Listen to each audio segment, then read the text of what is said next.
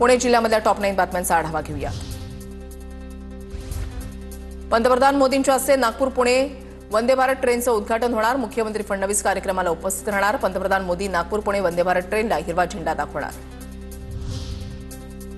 पुण्यातील वाहतूक कोंडी सोडवण्यासाठी महापालिका 30 मिसिंग लिंक रस्ते जोडणार। मिसिंग लिंक रस्त्यांसाठी भूसंपादन करण्याचा निर्णय। पुण्याच्या भोरमधील कोळीवाडीमध्ये जागतिक आदिवासी दिन मोठ्या उत्साहात साजरा। आदिवासी समाजातील थोर पुरुषांच्या प्रतिमेला अभिवादन म्हणून वाघदेवाची भव्य मिरवणूक। मुंबई बंगळुरू पुणे हैदराबाद मार्गावरील वाहतूक कोंडी सोडवण्यासाठी NHAI कडून उपाययोजना। गेल्या 2 महिन्यांमध्ये 150 पेक्षा अधिक बेकायदा बांधकामं पाडल्यानंतर आणखी 150 जणांना नोटीस।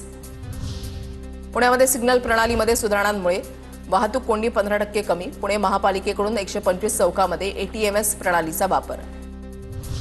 पुण्यामध्ये पॅनिक बटन यंत्रणा नसलेली प्रवासी वाहनं RTOच्या रडारवर। RTO कडून वाहन चालकांना नोटीस देण्यास सुरुवात। नोटीस मिळाल्यावर 7 दिवसामध्ये VLTD ऍक्टिव्ह न झाल्यास कारवाई होणार। पिंपरी चिंचवडमध्ये मोटारसायकल चोरांच्या विरोधात पोलिसांची विशेष मोहीम। पोलिसांकडून 16 गुन्ह्यांची उकल। सराईत चोराकडून 8,25,000च्या 15 दुचाकी जप्त। पुणे पोलिसांकडून मध्यरात्री कोम्बिंग ऑपरेशन। 4 कोयते बाळगणाऱ्या 2 जण हडपसर पोलिसांच्या ताब्यात। हत्यार लपवण्यात मदत केल्यानं मुलाच्या आईलाही 6 आरोपी करण्यात आलं।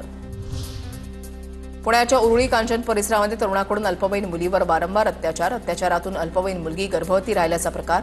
30 वर्षीय तरुणावर उरुळी कांचन पोलीस ठाण्यामध्ये गुन्हा दाखल।